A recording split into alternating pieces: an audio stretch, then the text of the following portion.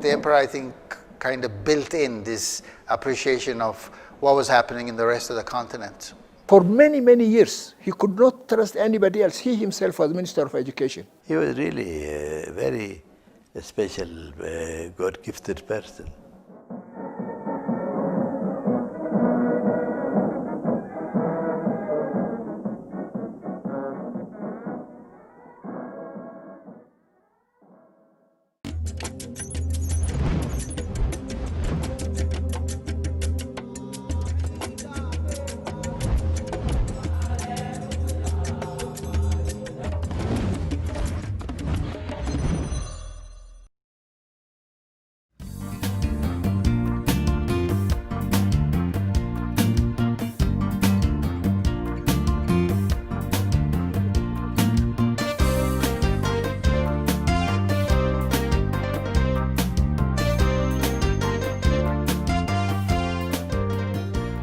The story of Ethiopia's great monarch,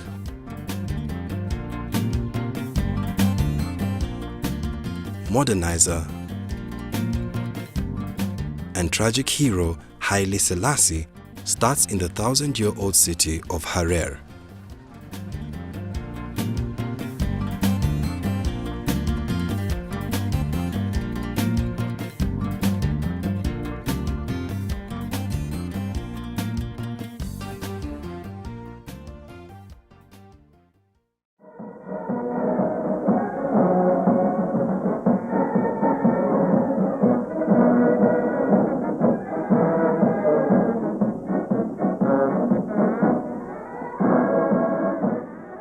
It was here in Harar that Rastafari, as he was known before his coronation as emperor, cut his political teeth. It also serves as a strong symbol of the difference between the ancient but primitive feudal society he grew up in and the modern nation he wanted to build. As a UNESCO World Heritage Site, Harar cannot construct new buildings within the old city's walls. But new buildings do go up outside the old city, and technology creeps in from all directions. So the coming year is holy war. Hopeful, no war, no problems. Jeff Pierce is a Canadian author who has spent 10 years working on a book about the country's war with Italy.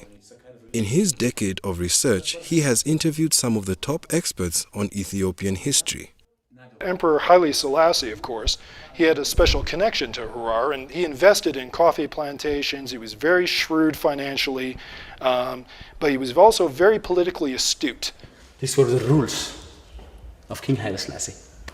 So these are medals which are gotten from different countries. Haile Gasho is a tour guide who has taught himself 4 languages and shows visitors around Haile Selassie's honeymoon palace in Harar. That's a very young Rasmussen. Yes, I think. The Haile Selassie's time, actually, I was too young for that, and my families used to mention that he's one of a good leader. And everything is, the main reason what they mention is everything is very peaceful, and most of the things are very cheap. They have been brought together by the man, dead almost 4 decades, who tried to bring together his nation, his continent, and the world, often with his own personal touch. The most unique habit about King Haile Selassie, he's not only pretending like a king and always staying in the palace. So my grandfather used to tell me that he always go to a place where people get sick, like in the hospitals, and visit people. And people who don't have finance, they're supported by King Haile Selassie. So he's a really nice king, in my opinion. Rastafari was the son of nobleman Ras Makonnen, a provincial governor.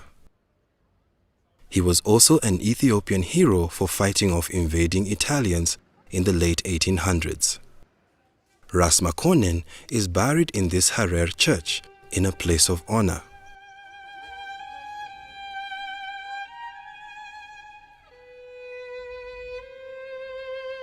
His compatriots who died repelling the Europeans are buried underneath the church.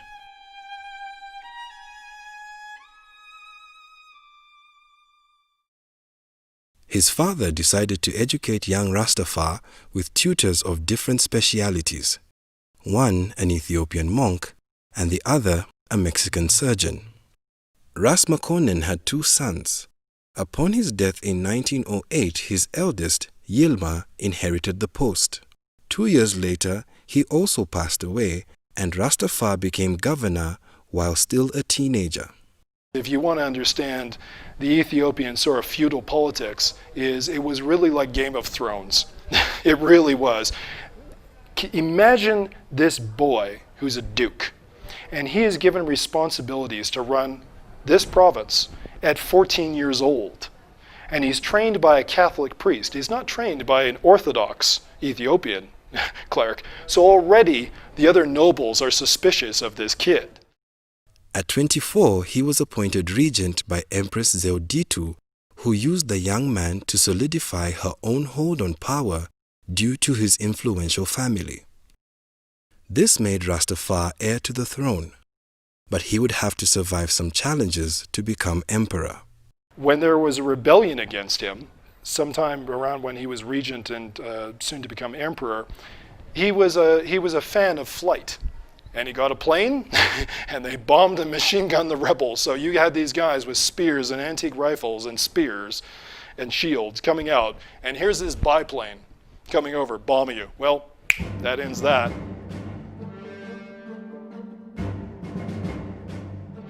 Eventually, the empress passed on, and it was time for him to take the throne. This moved him from Harar through the Ethiopian countryside to the new capital of Addis Ababa. At that time, we couldn't assume the buildings. There are huts, different kinds of huts, and a very big house, maybe one commander of the army. The other low-level commanders, they built their huts around his home, around 11,000 people in Addis Ababa. And there is no road, you see. Nobody can assume that. Therefore, when Haile Selassie came to the power, very big buildings were churches.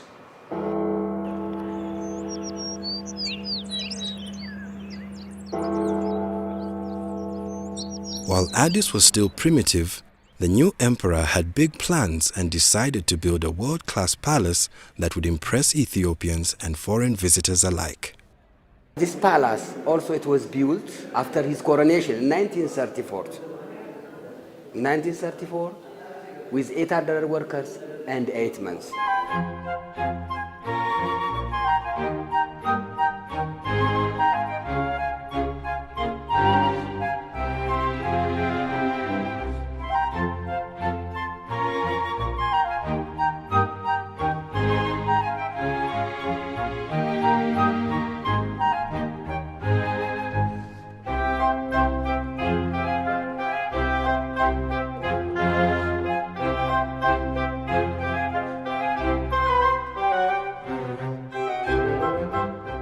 His palace is now part of a museum on the ground of the country's first university, which he himself founded.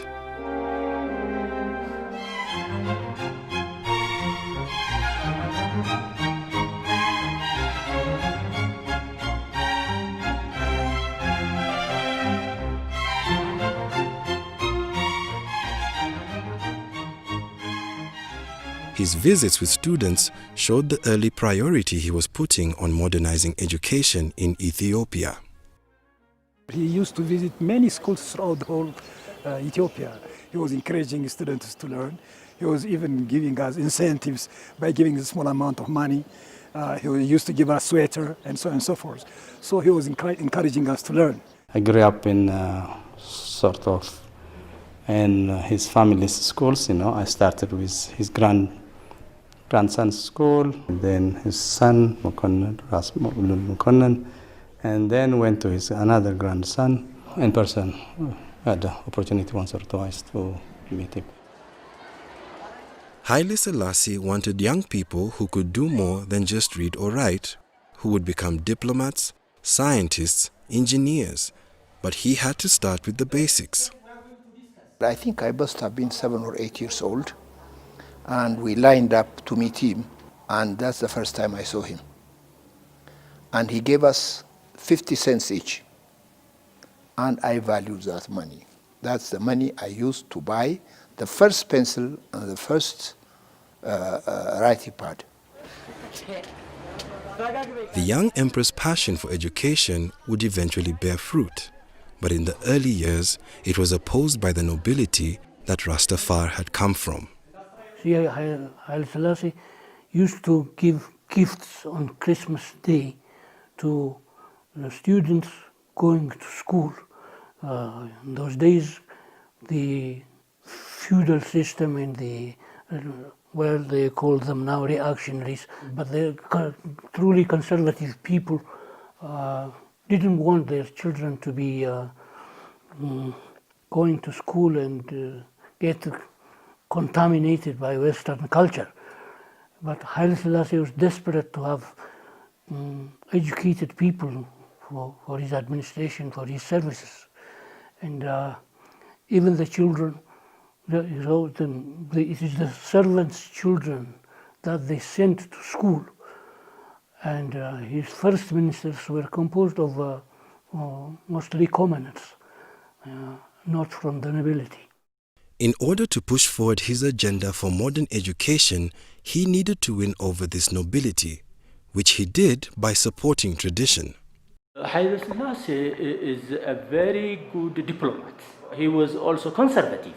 He tried to keep the tradition of Ethiopian people and the tradition of the monarchy, to keep his hierarchy. And he tried also to keep the throne. To unify the country and have everyone support his modern ideas, he would need to earn the loyalty of those from the country's other 80 tribes. Ethiopia is a federal state. There are 83 ethnic groups who represent 83 ethnic groups. Perhaps King Haile Selassie from 3 ethnic groups, Amhara, Oromo, and Gurage or Silde. Therefore, what was the rest? 83 ethnic groups, not easy. 80 ethnic groups, they have their own culture, their tradition, their belief. Even their traditional kings, they have it. Perhaps the most crucial factor that helped him to unify the country and gain acceptance for his modernization program was the support of the powerful Ethiopian Orthodox Church.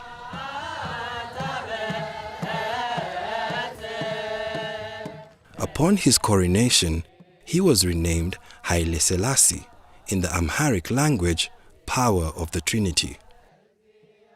As emperor, he became the head of the Orthodox Church, and by tradition had the religious right to rule. Before 1974, just the state and the religion, it was linked. Who coronated King Haile Selassie? By the church. That's why I said it. The churches, because the churches, it was belonging to for the king. He's more dominant. You cannot separate the churches and the kings. And also they have a power. Even also 1/3 of the land, it was belonging to for the churches.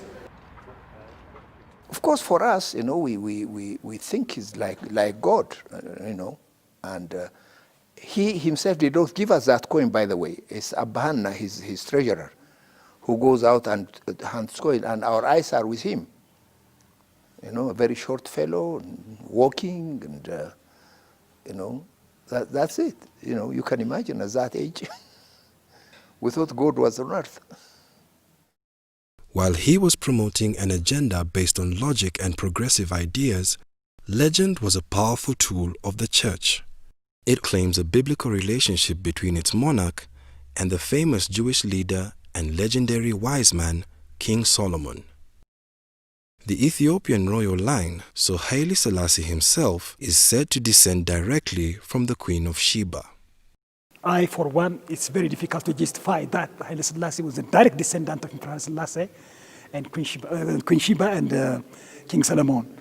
But we simply took it for granted, for we love and respect Emperor Haile Selassie. It was before Christ, 955 B.C. And while she was traveled to Israel, and she was a beautiful woman, and she was asleep with him, while she came to Ethiopia, she was pregnant and born Milik first after 9 months and 5 days. While Haile Selassie disavowed the legend to educated friends and foreigners, it was part of the powerful hold he had over the common people.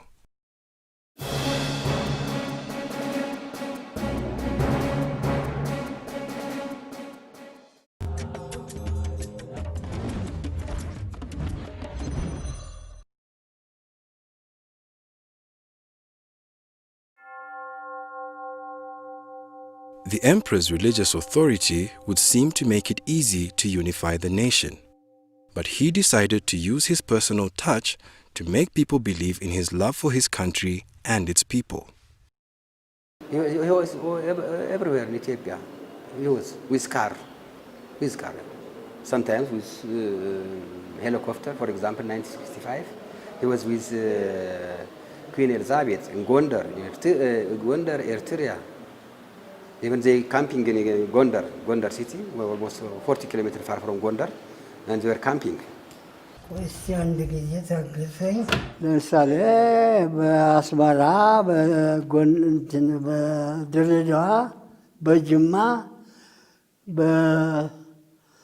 በጎንደር ውጭ ሀገር አልሄድኩ እንጂ ኢትዮጵያ አንድም ቦታ አይቀረኝ።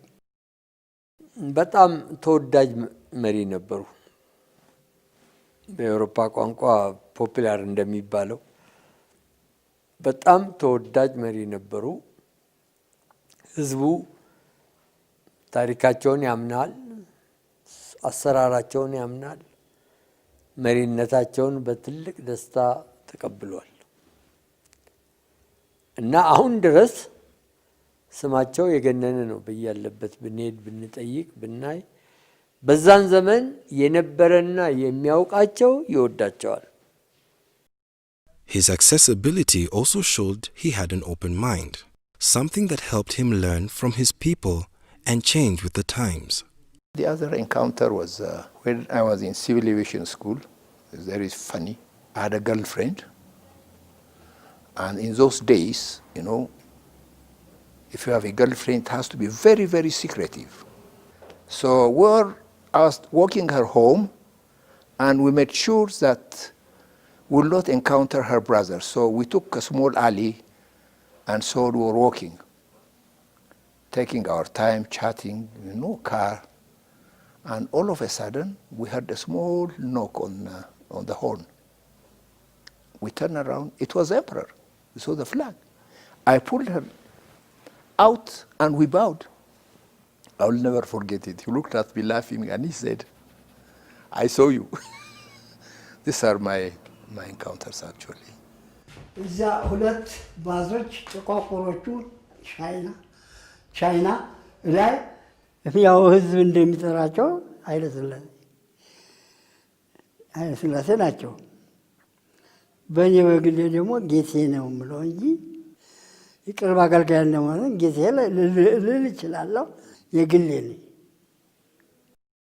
While he spent a lot of time cultivating popularity with his Ethiopian subjects, he also courted international favor.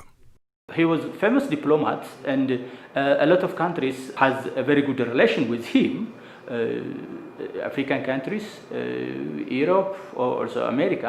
He was everywhere, almost 2,600 something, 2,600 times. He was visiting 14 provinces during his time. At that time it was 14 provinces. Even he was visiting 167 countries in the world. Occasionally, there was criticism. Well, his detractors would say he's going there to have fun. But I am sure it's for diplomatic purposes that he went. He would go to America, meet Kennedy or Eisenhower. I think he had met them both. I don't think he would just jibe and come back. He would come with programs of aid and projects of one sort or another. The emperor learned about modern ideas and technology, bringing home worldly knowledge and friendships. ሀገር የሚሄዱት ጃንሆይ አንዱም ለሀገሪቱ ወዳጅ ለማፍራት በኢንተርናሽናል ጉዳይ ላይ ተባብሮ ለመስራት ሲሆን ሁለተኛው ደግሞ ኢትዮጵያን በይበልጥ ለማስተዋወቅ ነው።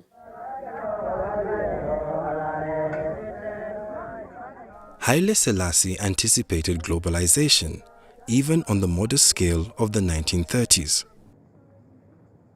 In 1923, he signed Ethiopia up to be the first African country to join the League of Nations, the forefather of the United Nations.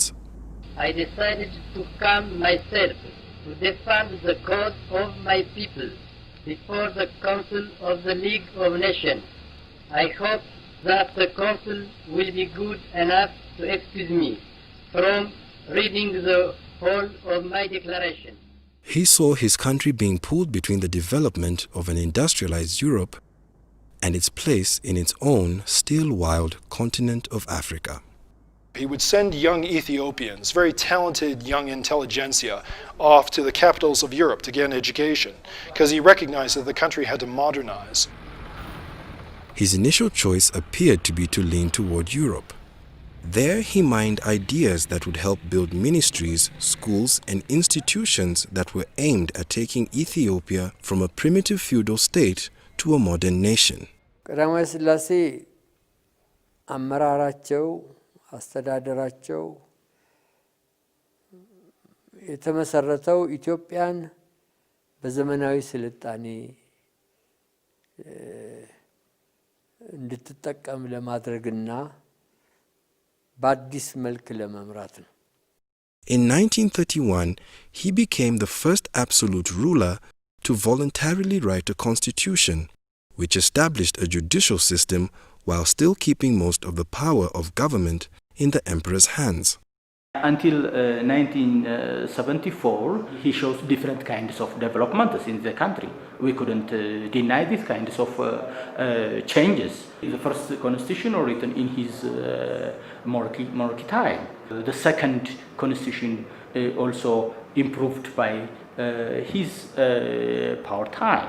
He tried to bring Ethiopia to civilization, to civilize the society, but how far he tried to bring this country, it has its own limitation.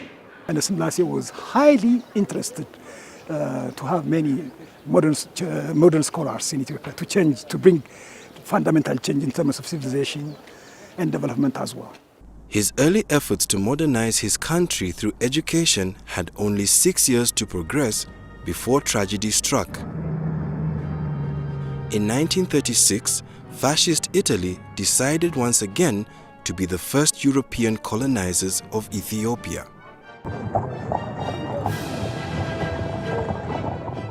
The entire world was fascinated by this war. It was on the New York Times, it was in the London Times. 20,000 black Americans were marching in Harlem over this war. There are battleships in the Mediterranean about to go to war with Italy over this war, and it was a precursor to the Second World War. It had a huge impact on world events. The emperor tried to use his connections to head off the Italian attack. He delivered an impassioned speech to the League of Nations, pleading for the world's interference. The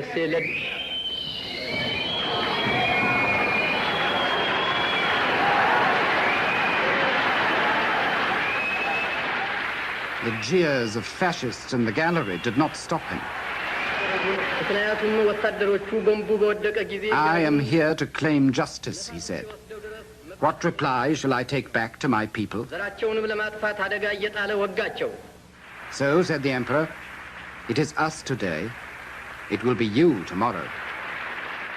ቀዳማዊ ሥላሴ በዚያ ቦታ ሄደው ራሳቸው የኢትዮጵያ ሕዝብ ከሕግ ውጪ በጥጋበኛ ዲክታተር ምን ያህል ግፍ እንደተፈጸመበት በሚገባ አስረድተዋል። አንድ ንጉሠ ነገሥት ወይም አንድ መሪ በዚያን ዘመን ሄዶ በሊግ ኦፍ ኔሽን ፎረም ላይ ወይም ሸንጎ ላይ አቤቱታ ያቀረበ ከሳቸው በፊት የለም።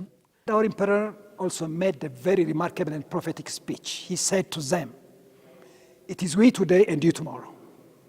After which all the Europeans had fallen under the strongest and brutal heel of Hitler. So it was a kind of prophecy that had already taken place. His eloquence, moral authority, and logic fell on deaf ears. Despite the League's refusal to intervene, he continued to hope that the strength of his people and the righteousness of their position would defeat the Italians. It is good that you are here to record this picture of me in my palace garden at Addis Ababa. People who see this throughout the world will realize that even in the 20th century, with faith, courage, and a just cause, David will still beat Goliath. The Italians hit Harar, his youthful stronghold. Mussolini's planes bombed this city. They wiped out the oldest mosque in Africa, and few people know about it, but there was no military installations here. They just decided, let's scare the living daylights out of the Hararis. And Emperor Haile Selassie, of course, he had a special connection to Harar, and he was very hurt, but he was very emotionally moved by the plight of the people here. Eventually, the Italians took the capital, burning his palace and shocking Ethiopians with their targets. They killed more than 300 priests and monks. It retarded the country. The Italians under Mussolini massacred an entire generation that could have led this country into the 20th and 21st century.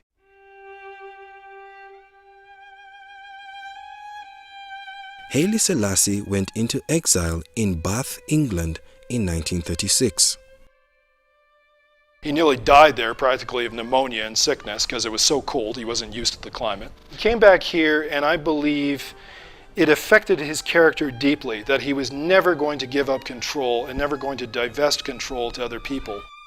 For 5 long years, the emperor suffered in tough conditions, in damp cold weather until 1941. Once the Italians were chased out by Ethiopian freedom fighters operating from the countryside, he was welcomed home to reclaim his throne and once again try to unite and modernize Ethiopia. We had the most difficult time with him when the Italian invasion, for example. Ethiopia has never been invaded by any enemy. It's been always a free land, the freedom fighter, and its people defended their country. 5 years was his time. And he was lucky enough to actually regain the freedom and helped many of the African nations to get their freedom too. And so he was really a very special, God-gifted person.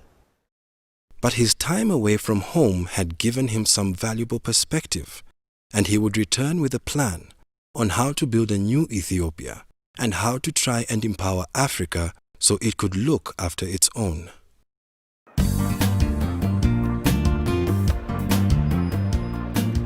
The pillars he would build his modern Ethiopia on would be people, educators, cultural heroes, diplomats, engineers and mechanics, and even pilots.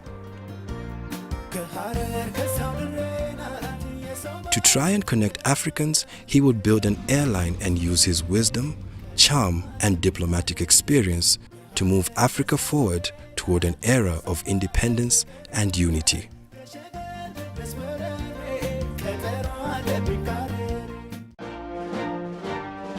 After independence, he really wanted to modernize this country, this nation.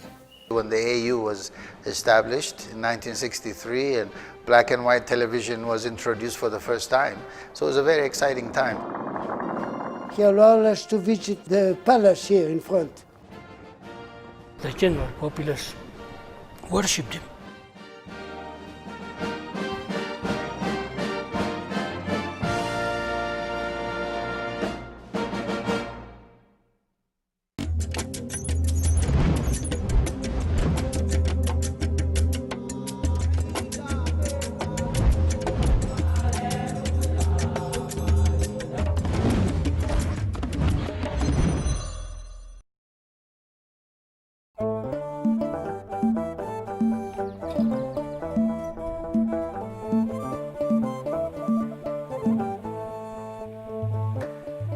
Haile Selassie's drive to modernize Ethiopia restarted with urgency after the Italian occupation ended and he was back in Addis Ababa.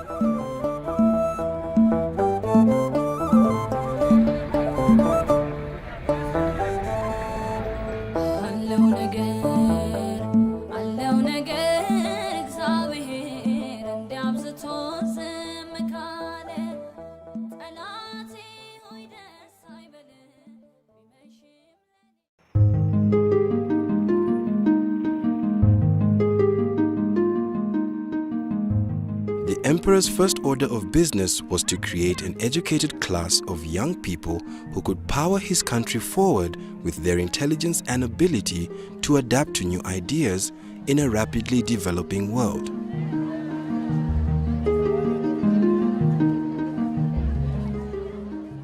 He started with 2 schools, one for secondary students and one for university pupils. He made education his priority. As a matter of fact, for many, many years, he could not trust anybody else. He himself was Minister of Education for many years.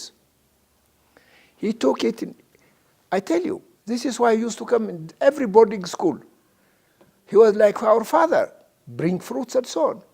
እና በትምህርት በኩል በተለይም ራሳቸው ከ20 ዓመታት በላይ የትምህርት ሚኒስትርነቱን ስልጣን ይዘው አገሩን ይመሩ ስለነበረ ትምህርት ሚኒስቴርን ይመሩ ስለነበረ ብዙ የትምህርት ወጣቶች አፍርተዋል። Today there are hundreds of secondary schools throughout the nation and over 150 colleges or universities. So this was really something that in different subjects he was always interested in seeing, helping people and education and so on. He was the Minister of Education himself to educate all of us actually, to bring us to this level, unless we forget whatever he has done. So we are his products, I would say. From 1855 up to 1974, yes? This is the modern history of Ethiopia. Is that clear? Haile Selassie's crusade to create a brilliant team of young achievers helped steer his nation to where it is now. Modern education is his legacy. The other thing is that not just education, but excellence in education. He quickly grew local educators to replace foreigners. And here was a place to start his Pan-African leadership. In 1958, he invited 200 African students to Ethiopia to study at Haile Selassie University, now called Addis Ababa University. He wished to transfer his dream of modern education to the rest of Africa, but he also saw the need to engage others to promote Ethiopia's role on the continent. By bringing European diplomats, scholars and tourists to Ethiopia, he also saw a way to increase his countrymen's exposure to new ideas and develop international trade partners. But he needed to make sure they appreciated his nation. This is your first ambassador in Ethiopia. So he turned to some of the young Ethiopians he was building his contemporary society on, including Habte Selassie Tafese. Oh, I could see him any day. He was very kind with me. The emperor sent him off to Germany on Ethiopian Airlines' first flight there. He came back with some ideas on tourism. That was the first inaugural flight, Ethiopian Airlines to Frankfurt. Big deal. And in the process, the Germans were talking about tourism. The emperor instructed him to get a tourism operation going. The emperor called me. He said, you have to do this job. I said, Your Majesty, I know nothing about this job. He told me, try. That reward I remember. Try. It's like an order. Camouflaged order. So I said, okay. Haile Selassie was always helpful in the efforts to impress foreigners, dignitaries, or ordinary tourists. If I go there, I tell him I have tourists. He said, bring them. I bring 10, 50, 30 tourists to him. He orders champagne. He orders tej. He gives them to drink. They take a picture together, take a picture with the same lion, and visit. He allowed us to visit the palace here in front. Tourists went, took pictures, they went around, look around, even his bedroom. After a few years of bringing in groups of foreigners and shooting photos all over the country, Selassie coined the country's famous tourism slogan. I'm surprised you didn't ask me about the slogan 30 months of sunshine I coined for Ethiopia. Oh, okay. It has a meaning. First of all, Ethiopia is 13 months, our calendar. And then there is sunshine 13 months a year. Anytime. The rainy season, rain comes, all of us know that after 15 minutes sun will come out. Ethiopia uses what they call the gaze calendar, which is 7 years difference from the commonly used Gregorian calendar, and also breaks the year down into 13 months.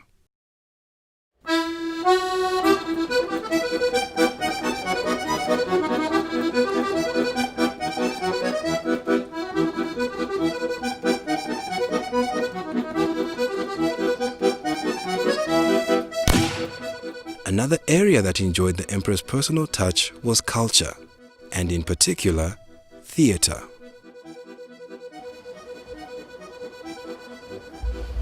Right over there where that bench is, the emperor and the queen were sitting right there. Actor Haile Alemu remembers when he was 9 years old and the emperor came to see a play at his school. He had come to see a play, and he brought the queen, and they both sat sort of where you are now. And the play was Molière's The Miser. Excellent actor. Makone Dori was so good. And so I sat there, and half the time I wasn't watching the play, I was watching the emperor. And I saw the play. It looked simple. It looked like a simple thing to do on stage, enough to bring an emperor to our school. And that's when I decided that I want to be an actor, and never changed my mind since. Haile career blossomed with encouragement from the emperor and the occasional scolding. The emperor came, and I played the Italian collaborator, which is a character everybody loved to hate. And I have a very bad monologue where I really slam Ethiopia and Ethiopians, and he walked out of the theater and went to the palace. Then the 3 actors and the playwright were called to the palace and were given a dressing down. He was really upset.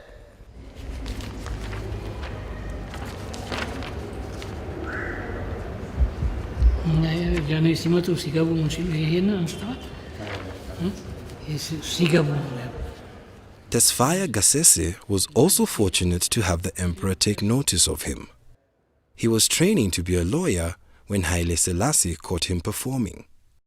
I was nervous when he came, but still I guess I was good enough to convince him it was a good performance.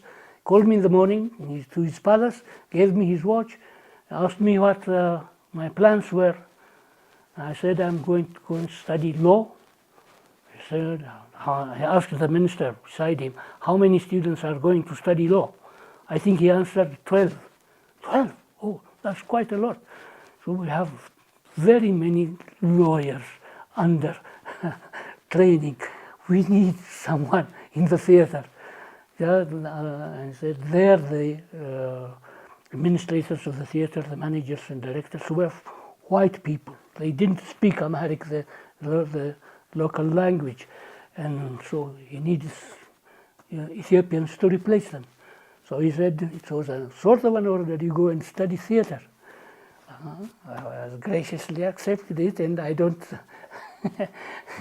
I don't regret it at all. I'm very happy with the profession. And well, I'm a racer. He ended up as the manager of the National Theatre, as well as starring in countless performances. His favorite was Hamlet. I played Hamlet also for the Emperor. That's another great play. I was the first Hamlet. I had were what we call first Ethiopian premieres by our prominent, later on prominent playwrights, were staged by me.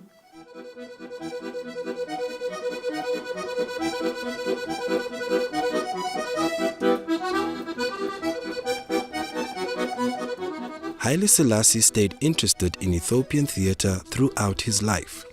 See, after him, that's what we missed. There were no leaders on, to see our productions. But he did attend comedies or historical plays or tragedies.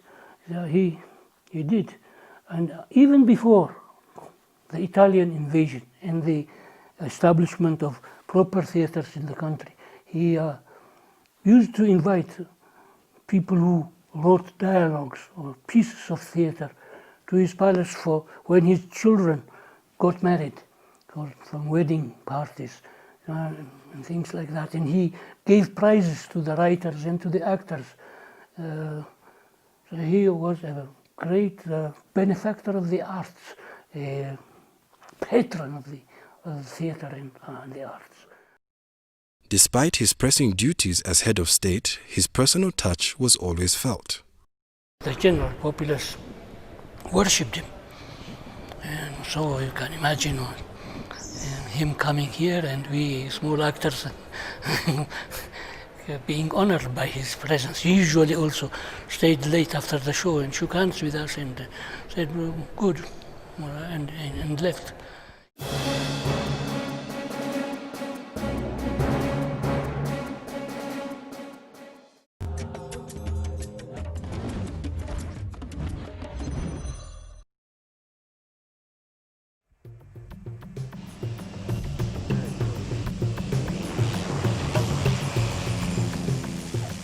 After Ethiopia suffered at the hands of the Italian Air Force during the 1930s occupation, one might guess that the emperor might have wanted one of his own for defensive purposes.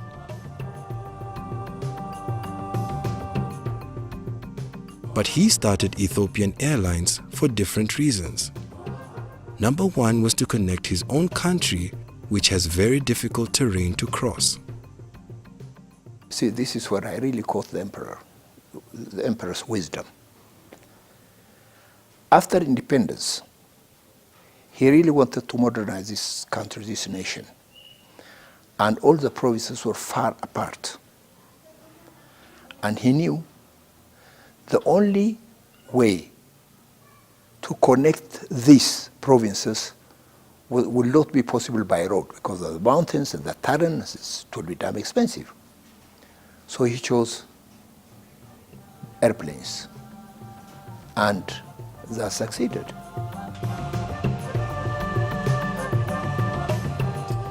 He also saw the airline as a way to link Africa with Ethiopia as its center.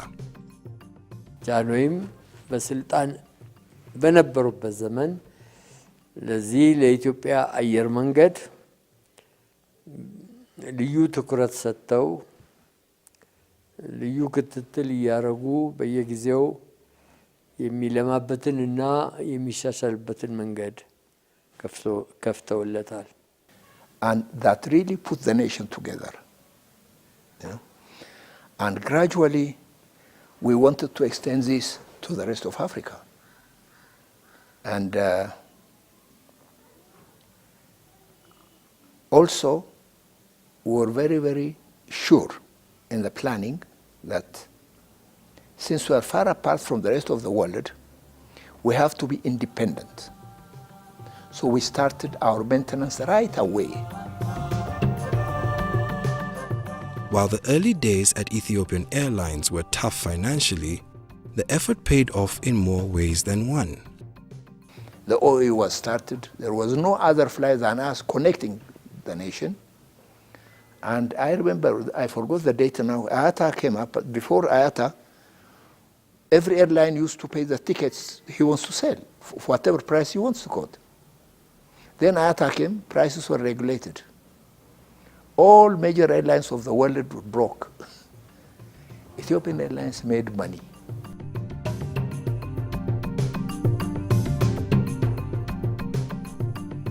In 2012, the company made a profit of $42 million.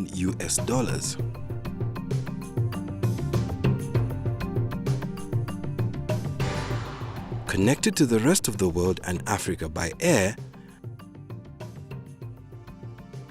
Haile Selassie now became Africa's biggest champion, uniting the continent through the Organization of African Unity, or OAU. እኛ አፍሪካውያን በአሁኑ ጊዜ በዓለም ላይ የተለየ ስፍራ ይዘናል። He wanted to move the continent forward in terms of trade and security to help everyone progress. He saw an opportunity to lead a post-colonial Africa from Addis Ababa, to show them how a modern independent African nation could achieve great things. Ethiopia has never been occupied, by the way. For 5 years, Italians say were their colonies, but they were able to monitor only the towns. All the other countryside was controlled by the freedom fighters, Arbenyot you call them. And because of that, because our independence for centuries, we felt responsible to lead the rest of Africans, to come to that standard. Because they are new. They do not have actually governments like us in history. There were 33 leaders of the African nations, which are united for the first time. And this was his luck. And he's regarded as the father of the other African nations as well. Many of Africa's independence leaders went to the emperor for inspiration, advice, and even material support. Such men as Kwame Nkrumah, Jomo Kenyatta, Julius Nyerere, Kenneth Kaunda, and even Nelson Mandela. Many of them, they were really giving him recognition for what he has done. And we had like Kenyatta and many others, like Nkrumah. ዛሬ በሰፊው ይነገርላቸዋል፣ ታውቆላቸዋል። እሳቸው የአፍሪካን አንድነት ለመመስረት በዚያን ዘመን ከነበሩት መሪዎች ጋር እየተነጋገሩ እየተስማሙ በአዲስ አበባ ከተማ ላይ ከፍተኛው ስብሰባ እንዲደረግና የአፍሪካ አንድነት ቻርተሩ እንዲፈረም ያደረጉት እሳቸው ናቸው። We had a good appreciation about Pan-Africanism, and eventually when the AU was established in 1963 and black and white television was introduced for the first time, so it was a very exciting time. So it's, the emperor, I think, kind of built in this appreciation of what was happening in the rest of the continent in our young minds.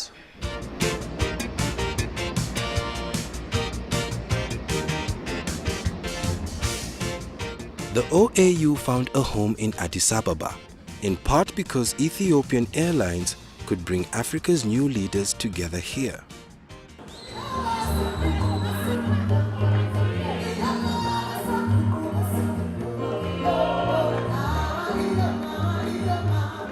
Having just celebrated its 50th anniversary and now called the African Union, the organization boasts many achievements.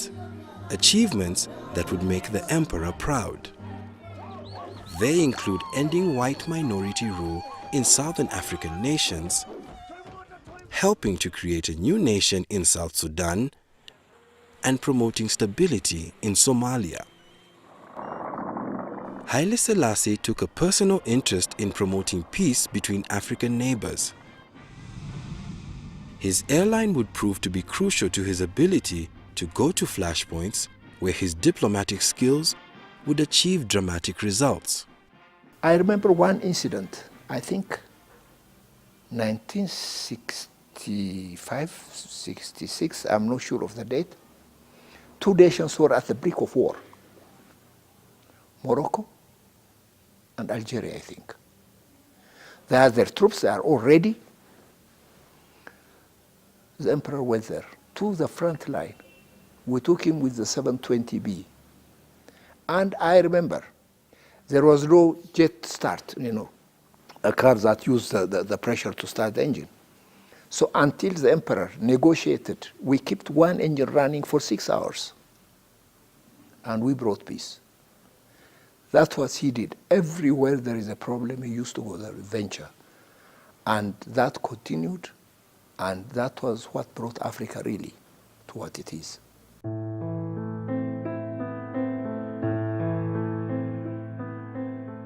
His jetting off to solve other people's problems didn't keep him from paying attention to his own family. With 6 children from his wife, Queen Menen, Haile Selassie had a large family to be concerned about. He wrote about how he handled his families, how he related with his wife, and their different social advice. Based on that advice, he wrote to his son. This is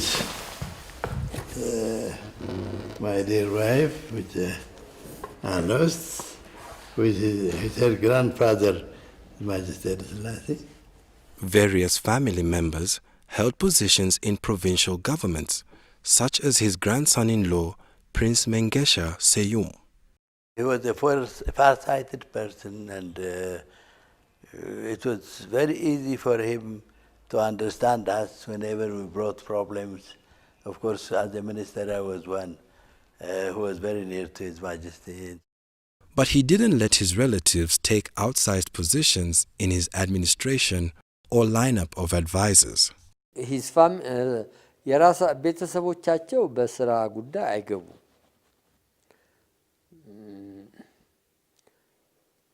አንዳንድ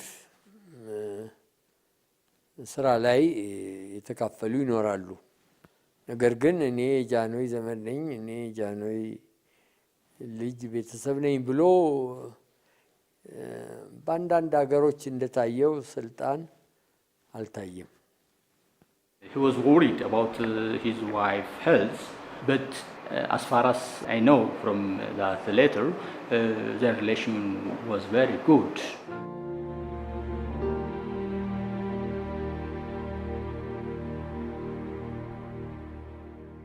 In the 1960s, his family would feel significant pain with the death of Queen Menen. It was a loss that the emperor would feel at home every day. Aware of his own mortality, he kept a thorough exercise regime and a consistent diet. He had an exercise, he had some weightlifting, everything. He was in good shape. ጠዋትም ያው ልክ 2 ሰዓት ይነሳሉ፣ ቁርስ ይቀምሳሉ፣ ጁስ ጧት ጭማቂ ጁስ ይወስዳሉ። በቃ ከዛ ቁርስ በሉ፣ ችንታል ጦስታል ዳቦ ተጠብሳ ያችን ቅጭቅጭ ያደረጉ ቡና ወተጠጡ በቃ። Perhaps at this time he was too focused on building industries and relations with his neighbors. He didn't hear the drumbeat of socialism's growing popularity across the world, in Africa and at home. Ethiopia's land titles still largely belonged to the nobility, and students wanted that changed. And a new socialist movement called the Derg eventually seized power and changed the system. Even many of the emperor's supporters were jubilant when land reform was realized.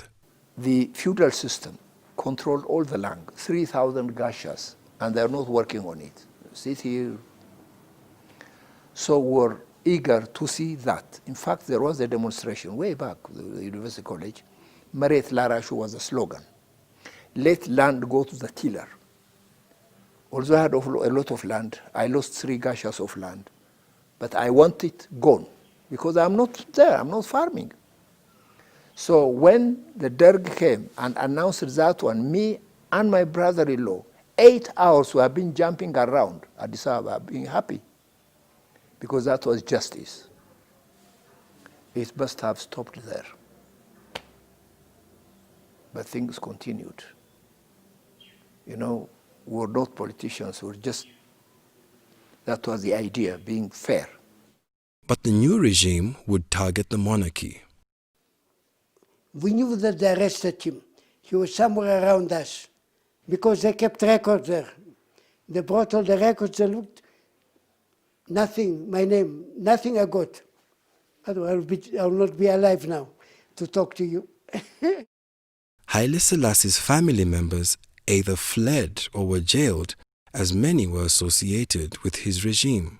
My wife and my mother-in-law and Princess Saragdao, the other princesses were the 4 sisters of my wife.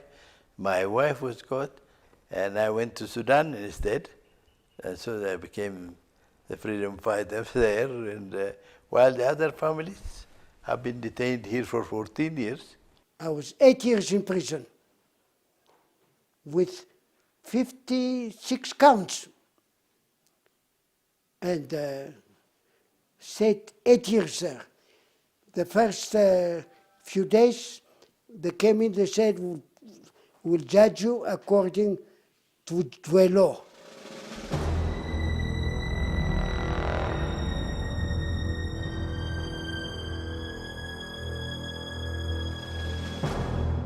The emperor himself received the ultimate punishment. Some used to say he was shot, poisoned, suffocated. But we don't have any confirmation concerning the way how he died. በክብር ተመያዝና በክብር ተመንከባከብ በተቀረ አንድ ቀን እንደ ዝቅተኛ ሰው እንኳ ያዩኝ በክብር የተያዝኩ ሰው ነው። Haile Selassie's greatest sin, his greatest mistake, was living too long. When the current regime eventually overthrew the Derg in 1991, Haile Selassie's body was eventually discovered in a basement and was enshrined in the National Cathedral in a tomb next to his wife, Queen Menen.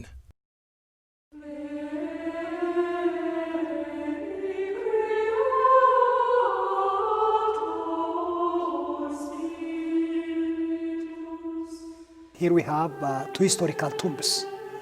This one belongs to Emperor Haile Selassie, and that one belongs to his wife, Empress Menen. She died of natural cause 50 years ago.